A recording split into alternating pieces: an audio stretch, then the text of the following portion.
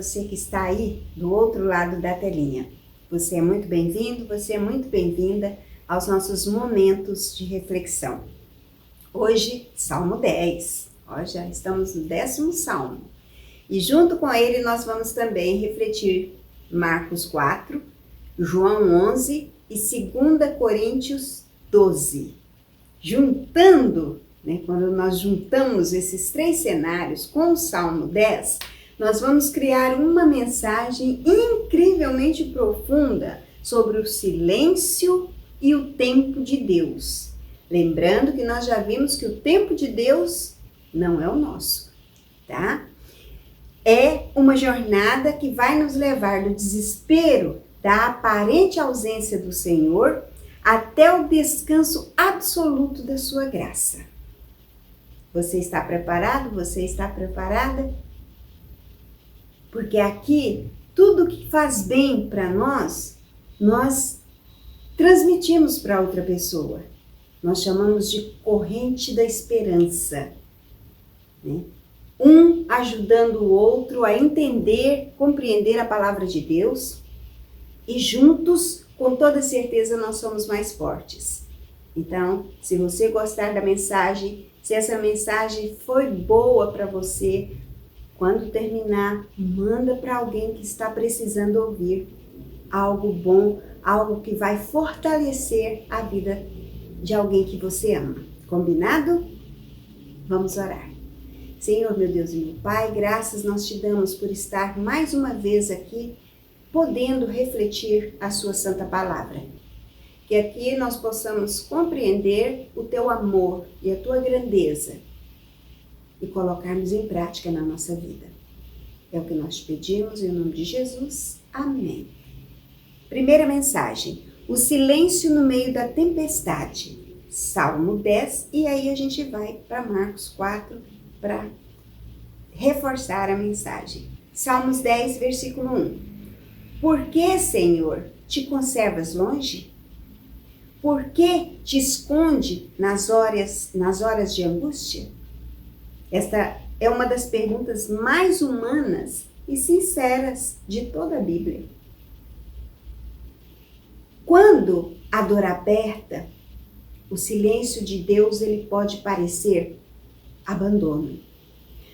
Mas lá no Evangelho de Marcos, capítulo 4, os discípulos sentiram exatamente a mesma coisa naquela tempestade, que aconteceu enquanto eles estavam no barco.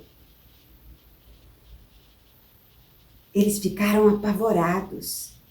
Eles ficaram com medo, com muito medo. O barco ele estava sendo açoitado pelas ondas, quase afundando.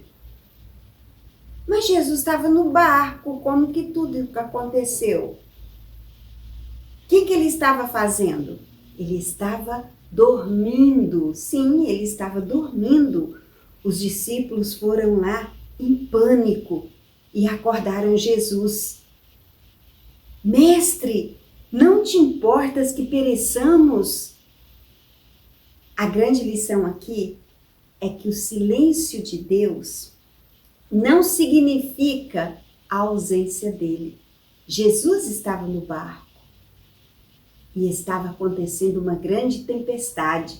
Jesus não estava ignorando a dor deles.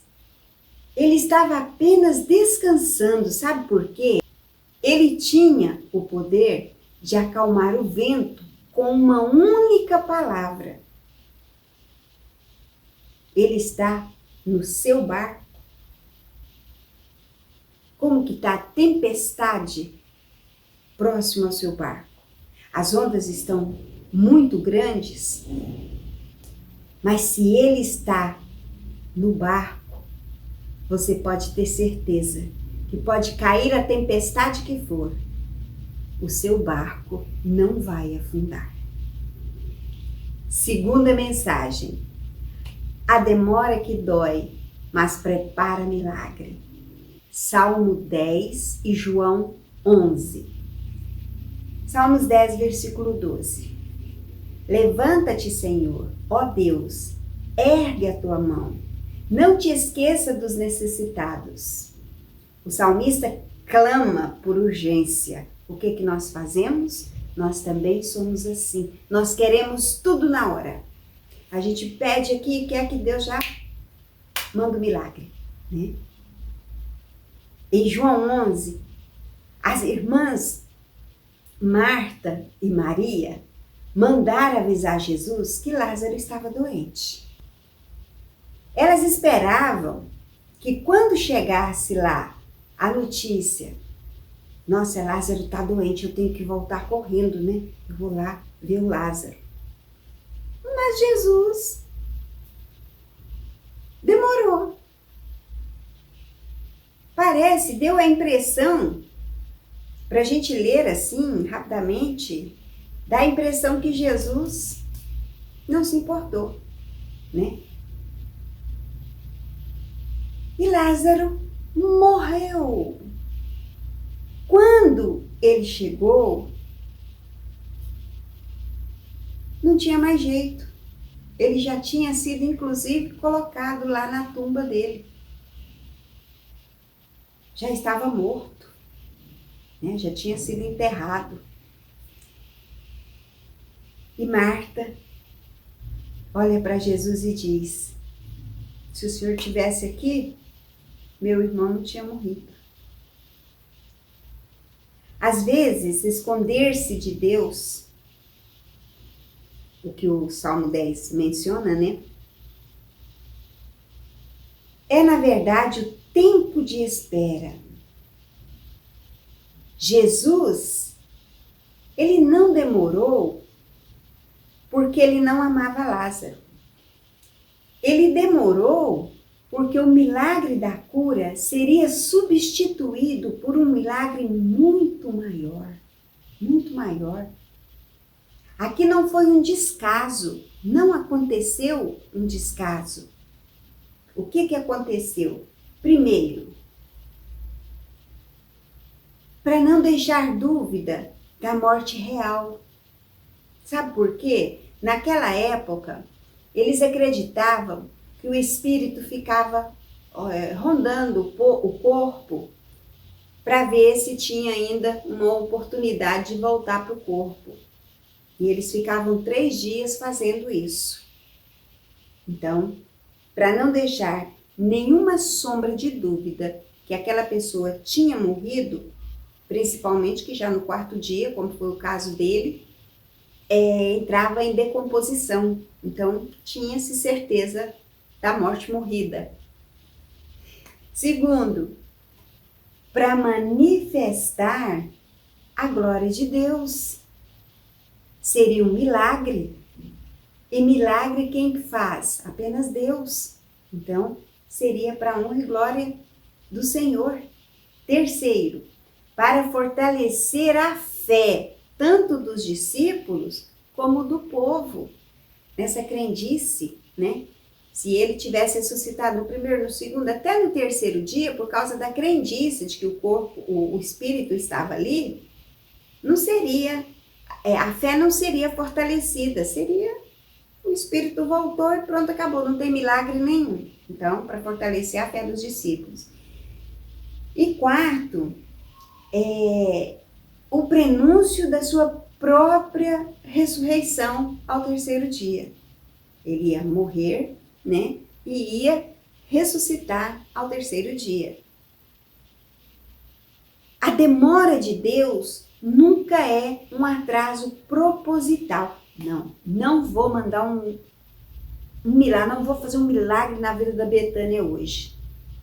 Vai ter que esperar um pouco, vai esperar. Não é isso. Deus, ele pode estar preparando algo muito além daquilo que pedimos. Compreende? Então, Deus é o Deus dos milagres, mas há necessidade de não deixar nenhuma dúvida de que é um milagre, né?